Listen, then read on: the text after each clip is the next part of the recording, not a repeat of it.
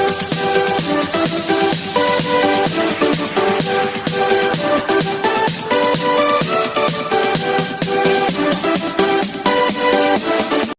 morning, all students. You are welcome. Online class, Sardar Patel Inter College, Jaroli Phase 2. Class 9, Social Science. Topic Europe में समाजवाद एवं रूसी क्रांति। जैसा कि बच्चों आपको पिछले ऑनलाइन क्लास में मैंने समरी रूप में रूसी क्रांति के बारे में आपको बताया था। रूसी क्रांति में खूनी रविवार की घटना और आर्थिक, सामाजिक एवं राजनीतिक कारणों के बारे में प्रकाश डाला था। आज के वीडियो में उसके आगे के बिंदुओं पर हम प्रकाश डालेंगे। सबसे पहले जार की दमनकारी नीति।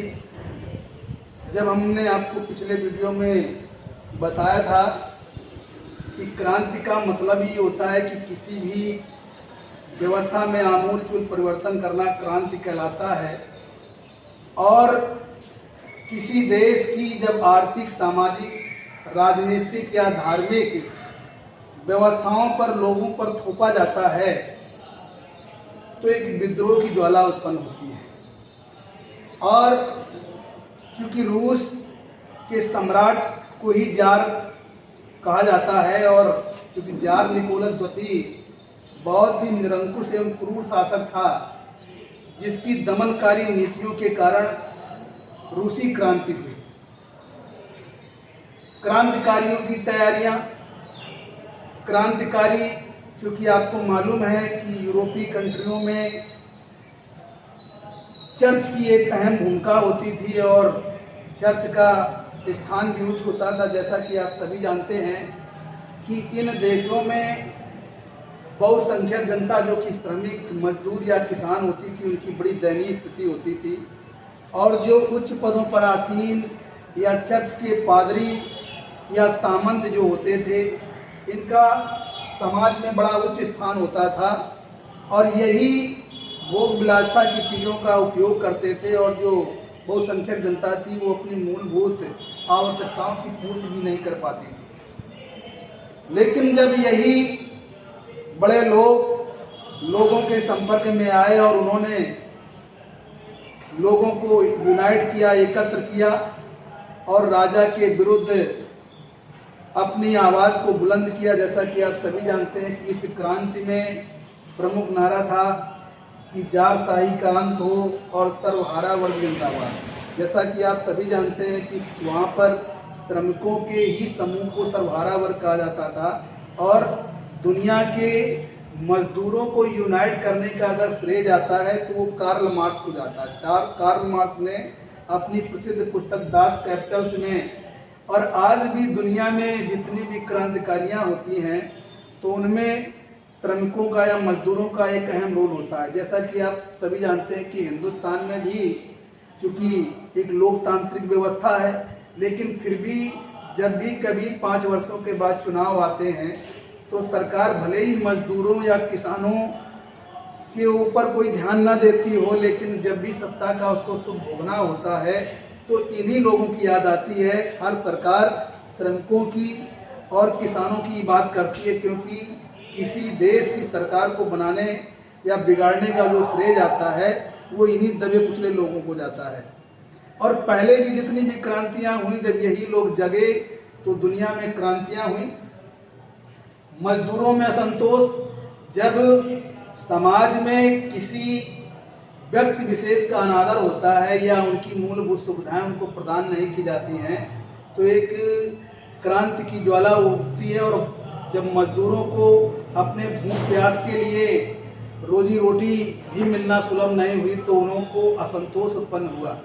जैसा कि बच्चों इस समय भी आप देख रहे होंगे कि अपने देश में भी बड़ी दयनीय स्थिति है और आए दिन आप न्यूज़ में भी आप देखते होंगे कि जो दबे कुचले लोग हैं, श्रमिक हैं, आप उनकी सरकार उनकी ओर ध्यान नहीं देती है और उनको जो मूलभूत सुविधाएं हैं वो भी नहीं मिलती हैं। तो कैसी असंतोष की स्थिति उत्पन्न होती है। और अगर सरकार उनका वो नहीं करता है तो आप देखते हैं दंगे भड़कते हैं और बहुत सारी चीज़ें। और यही स्थिति रूस में भी थी, क्योंकि जब वो रोटी मांगते थे तो शासक प्रशासक या राजा उनका कत्लेआम करा देता था, जिसके कारण ये विद्रोह हुई और रूस की क्रांति हुई। रूस की निर्धनता, जब किसी देश में जो देश की प्रगति में रोल अदा करते हैं और उन्हीं की दयनीय स्थिति होती है, तो देश की अर्थव्यवस्था भी चौपट होती है। देश के निर्माण में किसान, मजदूर, श्रमिकों का एक बहुत बड़ा योगदान होता है, और जब इन लोगों की दयनीय स्थिति हो जाती है तो देश में अव्यवस्था का माहौल हो जाता है और एक विद्रोह की स्थिति हो जाती है। इसी तरह की स्थिति रूस में थी। रूस चूंकि एक बहुत विशाल देश था, लेकिन वहाँ की बहुसंख्यक जनता अपने रोजी रोटी या मूलभूत आवश्यकताओं के लिए बहुत खिन्न थी, जिसके कारण ये स्थितियां उत्पन्न हुई। और जब जिस देश में लोगों को भरपेट भोजन या जीवन के अधिकार की जो सुविधाएं हैं, रोटी, कपड़ा और मकान, यही ना मिल पाए, तो उस देश की बड़ी दयनीय स्थिति होती है। और यही स्थिति 1917 की क्रांति के पहले रूस की थी। प्रथम विश्व युद्ध, जैसा कि आप सभी जानते हैं कि रूस चूँकि प्रथम विश्व युद्ध 1914 से 1918 तक चला था, और इस विश्व युद्ध में भी रूस ने भी भाग लिया था, क्योंकि मित्र राष्ट्रों की तरफ रूस भी इसमें सम्मिलित हुआ था। लेकिन रूस की देश में भी अव्यवस्था का माहौल था और द्वितीय विश्व युद्ध में सम्मिलित था, तो रूस की जो स्थिति थी वो बहुत दयनीय हो गई। मित्र राष्ट्रों की तरफ से सम्मिलित था और उसी समय रूस में अव्यवस्था का माहौल चल रहा था, इसलिए रूस ने अपने आप को 1917 में प्रथम विश्व युद्ध से दूर कर लिया। पूंजीपतियों द्वारा जनता का शोषण, स्वाभाविक है कि जब देश में बहुसंख्यक जनता को मूलभूत सुविधाएं नहीं मिलती हैं, तो वहाँ का जो धनी वर्ग है वो भी बहुत अधिक शोषण करता है, क्योंकि उनकी मजबूरी का वो लाभ उठाता है। और पूंजीपतियों ने भी यही रूस की क्रांति में किया, जब जनता वहाँ पर अपनी मूलभूत सुविधाओं के लिए भी ज़रूरतमंद थी, इसी का लाभ उठा करके पूंजीपतियों ने जनता का शोषण किया। रूसी सैनिकों की पराजय, जैसा कि आपको मालूम होगा कि रूस आज भी वर्तमान समय में दुनिया का एक सबसे बड़ा देश है, लेकिन जब रूस में 1905 की घटना घटित हुई थी, तो उसके पहले 1904 में एक छोटे से देश जापान ने रूस को पराजित कर दिया। तो वहाँ की जनता में और विद्रोह की ज्वाला उत्पन्न हो गई कि आप एक छोटे से देश से भी पराजित हो गए।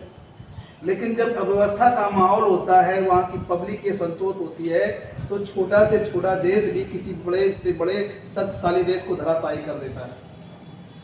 जार निकोलस द्वितीय की दूरदर्शिता, जार निकोलस द्वितीय एक भोग विलासिता के पूर्ण अपना जीवन जी रहा था, और उसकी जो दूरदर्शी सोच थी वो बहुत ही क्षीण थी, जिसके कारण उस क्रांतिकारी व्यवस्था को वो सही तरह से उसको अपने मुताबिक ढाल नहीं पाया। सरकार और सेना में भ्रष्टाचार, और जब किसी देश में अव्यवस्था का माहौल होता है तो वहाँ पर भ्रष्टाचार भी अपनी चरम सीमा पर बढ़ जाता है, और भ्रष्टाचार किसी देश के अर्थतंत्र को पूरी तरह से नष्ट कर देता है और वहाँ की व्यवस्थाएं बिगड़ती। और उसी समय रूस में भीषण अकाल भी पड़ा हुआ था, जिसके कारण भुखमरी और बेकारी, जब कोई भी महामारी या कोई भी व्यवस्था आती है और अगर कई व्यवस्थाएं आ जाती हैं तो वहाँ की व्यवस्थाएं छिड़ हो जाती हैं। जैसे वर्तमान समय में अपने देश में भी उसी तरह की स्थितियां हैं।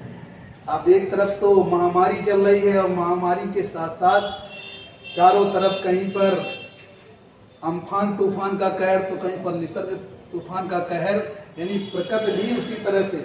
और जब यही सिचुएशन 1917 में रूस में थी, जब वहाँ पर अकाल पड़ गया तो अनाज के प्रोडक्शन में भी कमी आई, जिसके कारण रूसी क्रांति और भड़की। क्योंकि कोई भी समस्याएं हों, जनता को सरकार से अपेक्षाएं होती हैं और सरकार से उम्मीद होती है जनता को कि वो हमारे भरण पोषण के लिए व्यवस्था करे, क्योंकि हम जिस सरकार को चुनते हैं उसको बहुत सारी असीमित शक्तियां देते हैं और ये अपेक्षा करते हैं कि वो हमारे जो अव्यवस्थाएं उनको दूर करने में सरकार एक अहम रोल करे। और सरकार जब उस पर कार्य नहीं करती है तो स्वाभाविक सी बात है कि जनता में विद्रोह उत्पन्न होना लाजमी है। रूसी क्रांति का परिणाम, रूसी क्रांति के परिणाम से जब ये क्रांति आई तो उसके साथ ही कुछ बदलाव भी होता है, एक नए अवसर होते हैं। जब भी कोई अव्यवस्था फैलती है, देश में अराजकता का माहौल होता है या देश कठिनाई के दौर में होता है, तो उसमें एक अवसर भी छुपा हुआ होता है। और यही रूसी क्रांति के परिणाम में अब जात वर्ग सामंत एवं चर्च की शक्ति का आने, जब ये श्रमिकों का वर्चस्व बढ़ा और जो चर्च जो सारी गाइडलाइन निर्धारित करते थे, इन पर जनता का विश्वास हुआ और इनकी शक्तियों का अंत हो गया। रूस में समाज कल्याणकारी साम्यवादी सरकार की स्थापना हुई, जैसा कि आप सभी जानते हैं।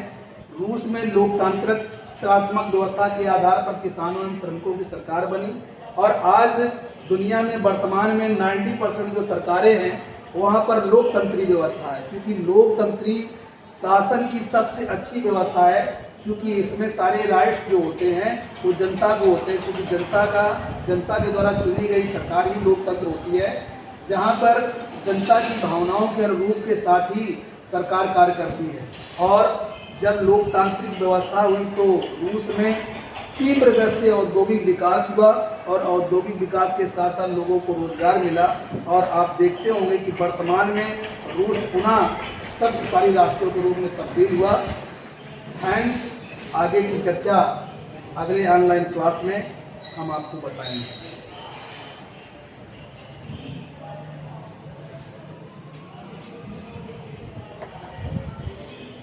कैमरा